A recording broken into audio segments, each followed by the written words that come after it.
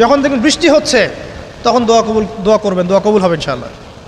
দোয়া করার আগে একবার বলবেন আলহামদুলিল্লাহ, কমপক্ষে একবার বলবেন আলহামদুলিল্লাহি রাব্বিল আলামিন, একবার কমপক্ষে।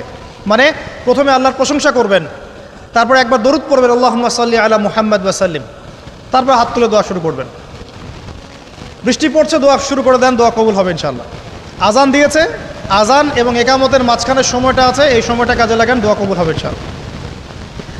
নামাজে দাঁড়িয়েছেন, সেজদায় গিয়েছেন, সেজদায় দোয়া করেন, দোয়া কবুল হবে ইনশাআল্লাহ।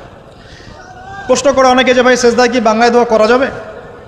হ্যাঁ যাবে, যদি আপনার নামাজটা নফল নামাজ হয়। কোন নামাজ হয়? ফরজ নামাজে করবেন না, নফল নামাজে করতে পারেন ইনশাআল্লাহ।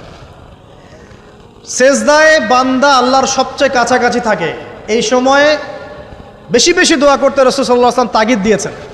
দোয়া করলে ডাইরেক্ট কবুল হবে ইনশাআল্লাহ। পিতামাতার খেদমত করে দোয়া করেন, দোয়া কবুল হবে ইনশাআল্লাহ। এখন তো পিতামাতার খেদমত মানুষ করতে চায় না।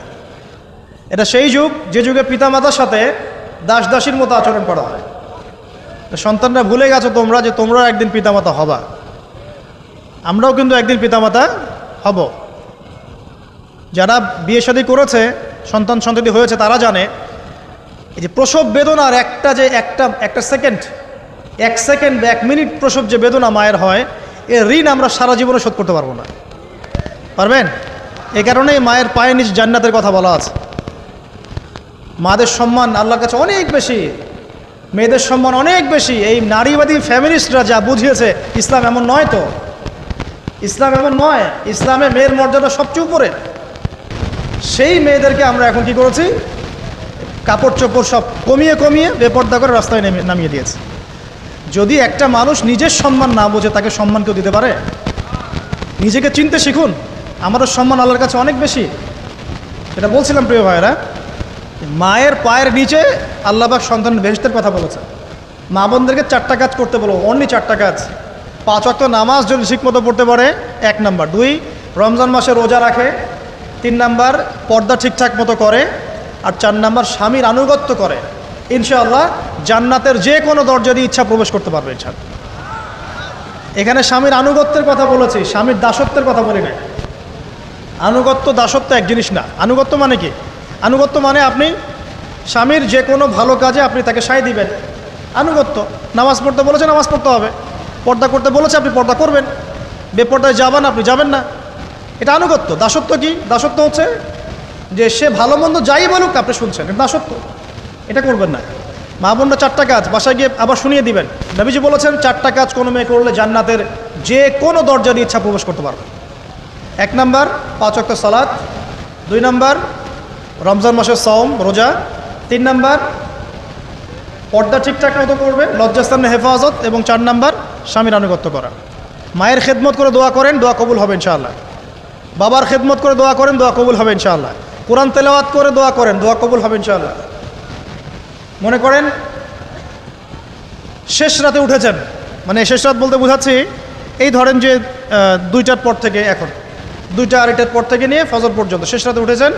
এই সময় আপনি যা দোয়া করবেন ইনশাআল্লাহ কবুল হবে। হ্যাঁ, বলতে বাধ্য হচ্ছি, এখনকার তরুণ সমাজ ওই 2টা 2:30টার দিকে ওই যে কার কার খেলা থাকে, ওই খেলাগুলো দেখার জন্য ওঠে, তাহাজ্জুদ পড়ার জন্য উঠতে পারে না। অথচ আল্লাহ পাক বলছেন কি, যে শেষ রাতে আল্লাহ পাক প্রথম আসমানে নেমে আসেন এবং আহ্বান করেন, কে আছো আমার কাছে কিছু চাইবে আমি দিব, কে আছো আমার কাছে রিজিক চাইবে দিব, কে আছো আমাকে ডাকবে আমি তোমার ডাকে সাড়া দিব, কে আছো আমার কাছে ক্ষমা চাইবে আমি তোমাকে ক্ষমা করে দিই। প্রিয় যুবক ভাইরা, আল্লাহকে মূল্যায়ন করতে শিখুন। এই সময়গুলোতে দোয়া করলে ইনশাআল্লাহ তাআলা আপনার দোয়া কবুল হবে ইনশাআল্লাহ। সবচেয়ে ইম্পর্টেন্ট হচ্ছে একটা, যেটা আমরা প্রত্যেক দিন পড়ি, প্রায় 17 রাকাত নামাজ পড়ি আমরা, ফরজ নামাজ। শুধু ফরজ নামাজের কথাই বলছি। এখানে আপনি 34টা সেজদা করেন। 17 রাকাত ফরজ, 34টা সেজদা করেন। প্রত্যেক সেজদায় যদি একটা করে দোয়া করতে পারেন ইনশাআল্লাহ আল্লাহ আপনার দোয়া কবুল করবেন। দোয়া কবুল করার কিছু জায়গা বলে দিলাম, বেশি বেশি দোয়া করতে হবে। আমরা উম্মার অবস্থাগুলোকে বুঝতে শিখব। এখানে এই 3 ব্যক্তি, এটা বলে আমি শেষের দিকে যাচ্ছি, একটু ধৈর্য ধরেন। এই 3 ব্যক্তি পড়ে গেছে গুহার মধ্যে। আমি বলছিলাম জেনা ছেড়ে দিলে তোমার দোয়া আল্লাহ পাক ডাইরেক্ট কবুল করবে ইনশাআল্লাহ। কিভাবে? এই দলিল দিচ্ছিলাম যে তারা বলছে আমাদের তো কোনো আমাদের নেক আমল যা আছে এটা দিয়ে দোয়া করতে হবে, কোনো অপশন তো নাই বের হওয়ার। একজন বলছে যে আল্লাহ আমি আমার পিতামাতার খেদমত করতাম, মাকে দুধ পান না করিয়ে কখনো দুধ পান করি নাই, আল্লাহ এই কাজটা যদি তোমার কাছে ভালো লেগে থাকে আজকে আমাকে এই বিপদ থেকে উদ্ধার করো। এই দোয়া করার সাথে সাথেই এই গুহা থেকে পাথরটা একটু সরে গেল এভাবে। আর জড়বস্তু আল্লাহ পাকের হুকুম মানে, আল্লাহ পাকের হুকুম মানে না খালি দুইটা শ্রেণীর মানুষ, এক হচ্ছে মানুষ আর একটা জিন জাতি। এই পুরো প্রকৃতি আল্লাহ পাকের হুকুম মেনে চলে। আর জড় বলতে আসলে কিছু নাই, যদি আমি বোঝানোর জন্য জড় বলেছি, আল্লাহ পাকের হুকুমে সব কিছু জীবন্ত।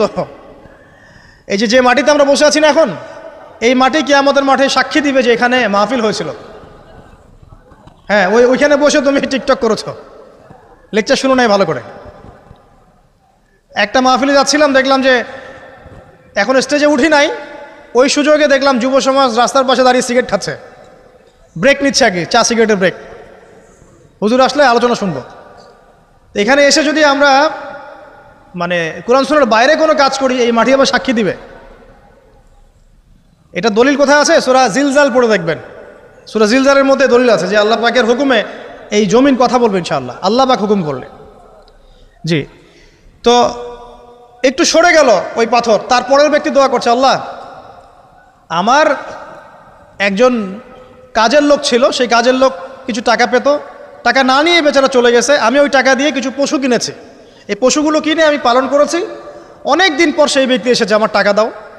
তখন আমি বলেছিলাম যে এই যতগুলো পশু দেখছো সব তোমার। সেই লোক বলছে আমার সাথে কি ঠাট্টা করছো? বলছে না, ঠাট্টা করছি না, তোমার টাকা দিয়ে আমি পশু কিনেছিলাম, এই প্রজনন হতে হতে হতে আজকে এতগুলো হয়েছে, সব তোমার, নিয়ে যাও। আল্লাহ কলিজা দেখেন, আসলে দান করার জন্য কলিজা লাগে, টাকা লাগে না। আল্লাহর পথে দান করার জন্যে কলিজা লাগে, টাকা লাগে না। আর কিছু মনে করবেন না, আমি বিভিন্ন মাহফিলে যাচ্ছি, এই একটা কমন দৃশ্য দেখি এই কালেকশনের। আমার জানা নাই যে এভাবে নাম লিখিয়ে কোনো কালেকশন নবীর যুগ থেকে হয়েছে, আমার জানা নেই। বরং কতটুকু দিয়েছে এটা গোপন রাখলেই ভালো। কে দিয়েছে, কত দিয়েছে জানানোর কোনো দরকার নাই, দিয়েছে নিয়ে চলে আসবেন, শেষ। আমরা কাকে সন্তুষ্ট করার জন্য দেই? আল্লাহ জানলেই তো যথেষ্ট। কি দরকার জনগণ জানতেই হবে আমি 5,000 টাকা দিয়েছি? এতে আমার লাভটা কি? নেকি উল্টা আরও কমে গেল। উল্টা 7 শ্রেণীর মানুষ, একটা হাদিস আছে, 7 শ্রেণীর মানুষ কিয়ামতের মাঠে আরশের ছায়া পাবে। কিসের ছায়া পাবে? আরশের ছায়া, যে ছায়া ছাড়া কোনো ছায়া থাকবে না। ওর মধ্যে এক শ্রেণী হচ্ছে ওই ব্যক্তি যে এত গোপনে দান করে, তার বাম হাত জানে না ডান হাত কি দান করছে। এই ব্যক্তি আরশের ছায়া পাবে ইনশাআল্লাহ। তো দুনিয়া যদি উদ্দেশ্য থাকে, নাম প্রকাশ করা, জাহির করার উদ্দেশ্য থাকে, বা যদি এমন হয় যে এখানে লৌকিকতা উদ্দেশ্য থাকে, নেকি নষ্ট হয়ে যেতে পারে, সুযোগ আছে, চান্স আছে। তো এই ট্রেডিশনগুলো বন্ধ করলে মনে হয় ভালো হয়। এটা আমার পরামর্শ, বাকি এটা বিবেচনা আপনাদের।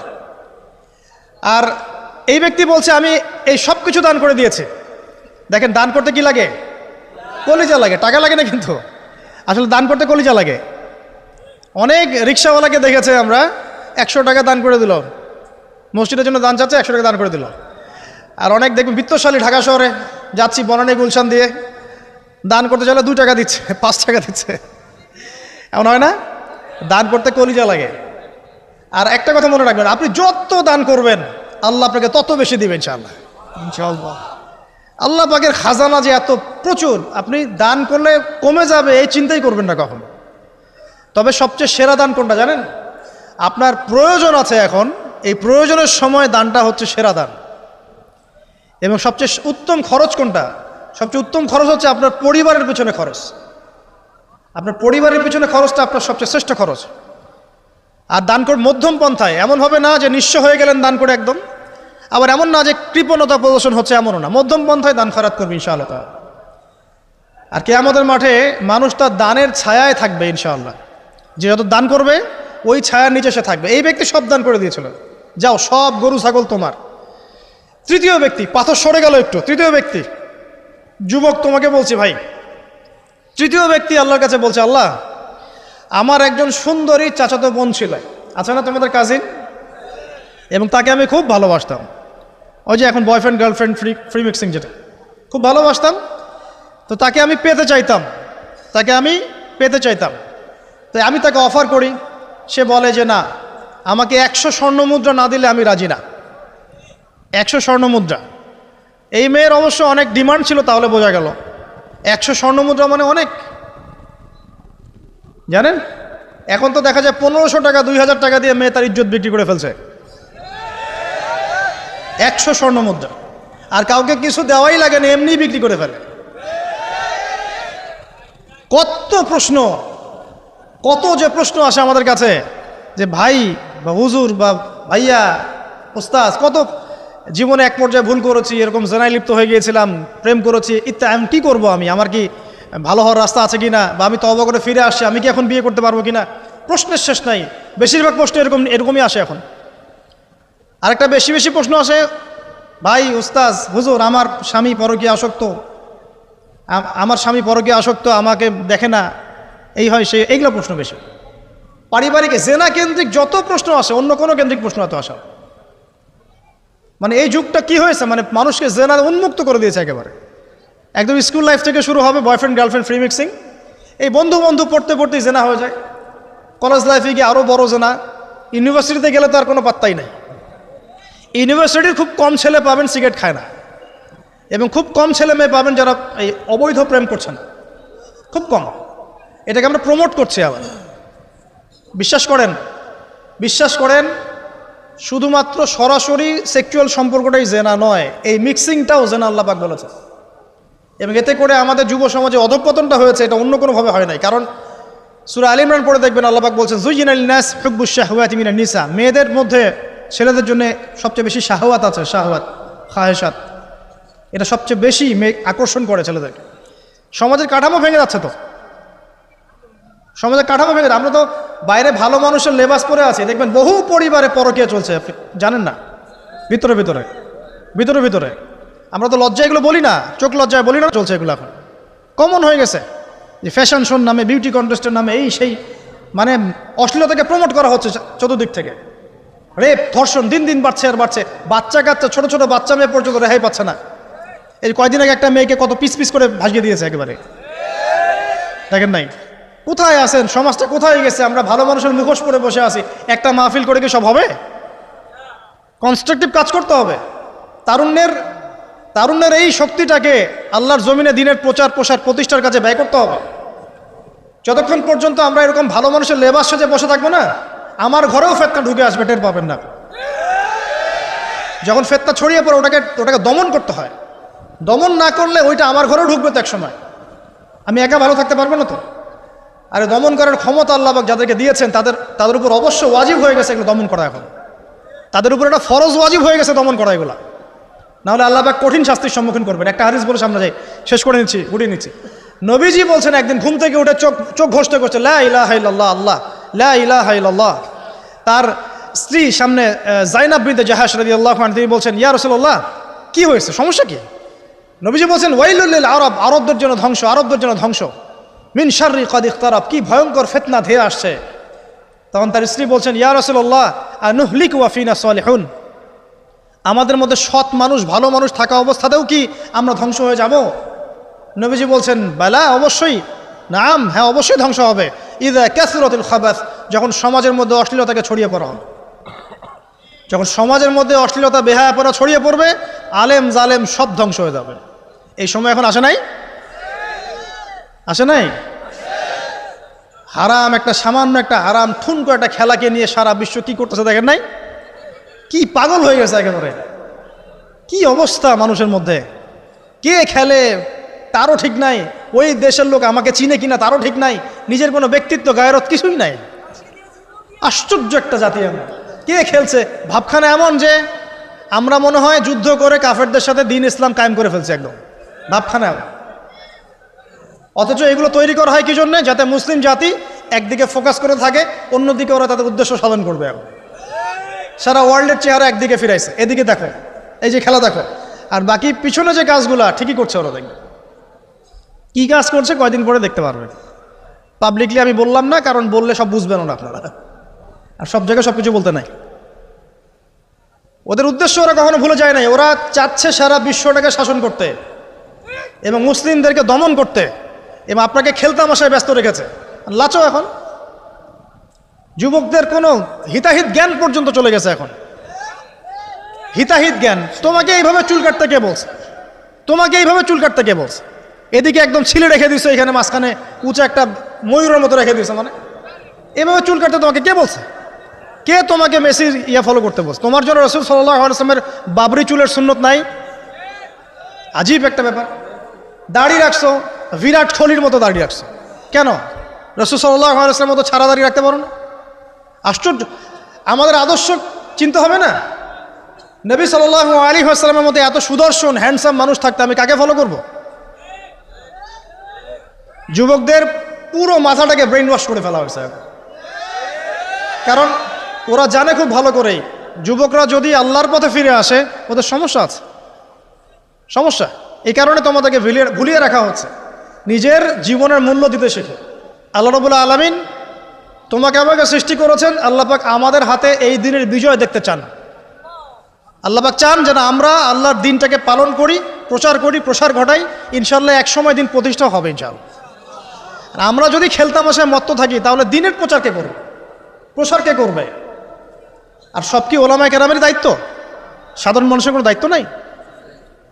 সবাই এখন এই যে ডক্টর হতে চান, ইঞ্জিনিয়ার হতে চান, ভালো কথা, হন। এবং সবসময় দেখা যায় আলেম ওলামাদের সবার ভুল ধরার চেষ্টা করতে থাকেন। আপনি নিজে আলেম হচ্ছেন না কেন? তাহলে আপনি নিজে আলেম হন না কেন? নিজে একজন মুফতি হচ্ছেন না কেন? নিজে একজন মুহাদ্দিস হচ্ছেন না কেন? এতই যদি ভুল ধরতে পারেন অনলাইনে, আপনি নিজে একজন আলেম হয়ে দেখান না কেন? তারপর দুটো কথা বলেন যাদের সামনে, দেখেন মানুষ কীভাবে রিসিভ করে। কত সহজ এই কাজটা। নিজে কিছু করছেন না, সারাদিন মানুষের পিছনে লেগে আছে। দেখবেন কিছু মানুষ আছে এই মুসলিম সমাজের মধ্যেই, আমি তো লম্বা করে ফেলছি হয়তো বা, মুসলিম সমাজের মধ্যেই কিছু মানুষ ইসলামের লেবাস পোশাক পরেই আছে, কিন্তু এরা মুসলিমদেরকে ছোটোখাটো বিষয়ে ব্যস্ত রেখেছে। হাত বাঁধা, রফুলিয়া দেন, জোরে আমিন, পায়ে পা, এই কিছু কিছু সিলি বিষয়ের জন্য বলছি যে বড় বড় বিষয়গুলো বাদ দিয়ে ছোটোখাটো বিষয়গুলো কিনে উম্মাকে ইখতিলাফে ব্যস্ত রেখে দিয়েছে। ভাবখানে এমন যেন ইসলামের সব বিষয় প্রতিষ্ঠা হয়ে গেছে, এখন এই 4টা বিষয় বাকি আছে। ভাবখানে এমন, অথচ সারা ওয়ার্ল্ডের মধ্যে ইসলাম আস্তে আস্তে সংকুচিত হয়ে গেছে। আমরা কবে স্মার্ট হব? প্রিয় ভাইরা, মনে রাখবেন আমরা সবাই মিলেই মুসলিম জাতি। পলিটিক্যাল লিডার্স আছেন, প্রশাসনের লোক আছেন, আমাদের যুবক যুবতী, তরুণ তরুণী, সবাই মিলেই আমরা এই উম্মা জাতি। আমরা কেউ কারো শত্রু নই, কেউ কারো দুশ্মন নই। সবার মধ্যে ভালো কিছু পাবেন, ভালো নিয়ে নেন, খারাপটা ছেড়ে দেন। উম্মাকে ঐক্যবদ্ধ করার চেষ্টা করেন। এই ছোটোখাটো বিষয়গুলোকে ইখতিলাফ বন্ধ করেন, আল্লাহর ওয়াস্তে বন্ধ করেন। বড় বড় বিষয়গুলোর দিকে ফোকাস করেন। তরুণদেরকে শিক্ষিত করেন, আদর্শ পরিবার করেন, শিক্ষা অর্জন করেন, জ্ঞান অর্জন করেন, বড় আলেম স্কলার হন, বিশ্বকে নেতৃত্ব দেন। পলিটিক্স করলে ভালো করে করেন, যাতে করে আপনার দ্বারা দুনিয়ার দিনের খেদমত হয়, আলহামদুলিল্লাহ। ইকোনমিক্স হলে ভালো করে হন, বিজ্ঞানী হলে বড় বিজ্ঞানী হন, মানে আপনি বড় স্বপ্ন দেখেন। ইয়াং জেনারেশনকে নিয়ে আসেন ইসলামের দিকে, তাদের দ্বারা ইনশাআল্লাহ ইসলামের বিজয় হবে। ওই যুবক বলছে, আল্লাহ আমার এই চাচাতো বোনকে পেতে চাইতাম, সে 100 স্বর্ণমুদ্রা চেয়েছে। 100 স্বর্ণমুদ্রা সে বহুত কষ্ট করে অর্জন করে শেষমেশ ওকে দিল। দেওয়ার পর বলছে এখন আমাকে দাও। এখন সে প্রস্তুত, শুরু করবে, মানে দুজন কাছাকাছি এসে গেছে, এবার সেক্সুয়াল সম্পর্ক শুরু হবে কেবল। এই হওয়ার সময় এই মেয়ে বলে বসছে যে হে আল্লাহর বান্দা, আমি আমার সতীত্ব এতদিন পর্যন্ত হেফাজত করেছি, আল্লাহর দোহাই লাগে আমার সতীত্বটা নষ্ট করো না। কে বলছে? এই মেয়েটা বলছে।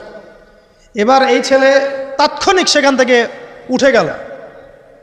হাদিসে এমন শব্দ এসেছে যে সেই ছেলে ওই মেয়ের মানে মাঝখানে বসে পড়েছে আর কি। ওখান থেকে সে উঠে গেল, উঠে স্বর্ণমুদ্রাও নিল না, স্বর্ণমুদ্রা রেখে দিয়ে সে আল্লাহর ভয় সেখান থেকে উঠে চলে আসলো, জেনা করলো না।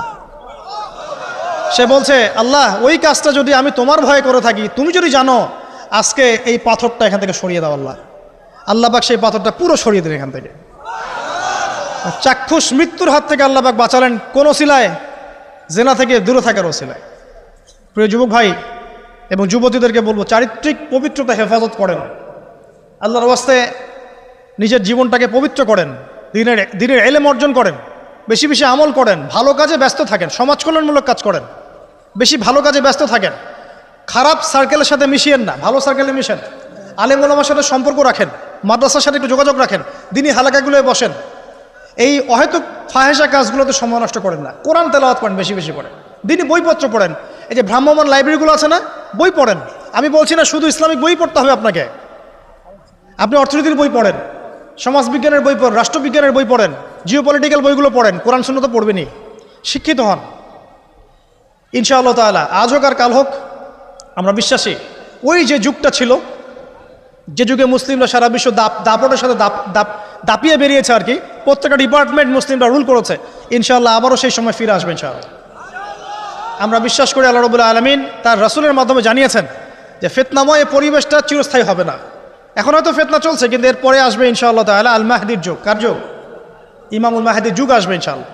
তারপরে ঈসা ইবনে মারইয়ামকে আল্লাহ পাক পাঠাবেন এবং যত দুশমন আছে ইসলামের সবার সাথে সরাসরি ব্যাটল হবে, হাদিসে বলা আছে, কিছু করার নাই। এবং সেই যুদ্ধগুলোতে মুসলিমরা জিতবে ইনশাআল্লাহ। তারপরে সারা বিশ্বে ইসলামী খেলাফা কায়েম হবে ওই জেরুজালেম থেকে ইনশাআল্লাহ আযজা ওয়া জাল। আমরা দোয়া করি আল্লাহ রাব্বুল আলামিন আমাদের যুব সমাজকে যেন কবুল করে নেন, আমিন, এবং তাদেরকে এই জাগতিক ফিতনাগুলো থেকে আল্লাহ পাক হেফাজত করুন। আমাদের সতীত্ব, পবিত্রতা, চরিত্রের সৌন্দর্য আল্লাহ পাক যেন অটুট রাখে, জেনা থেকে আল্লাহ পাক যেন বাঁচিয়ে রাখে। আল্লাহ পাক আমাদের সবাইকে দিনের এলেম অর্জন করার তৌফিক দান করেন, জীবন সম্পর্কে সচেতন হওয়ার তৌফিক দান করেন, সময়কে মূল্যায়নের তৌফিক দান করেন, খাস পর্দায় থাকার তৌফিক দান করেন মা বোনদেরকে, এবং আমাদের মধ্যে উম্মার ঐক্যের জন্য কাজ করার তৌফিক আল্লাহ পাক সবাইকে দান করেন।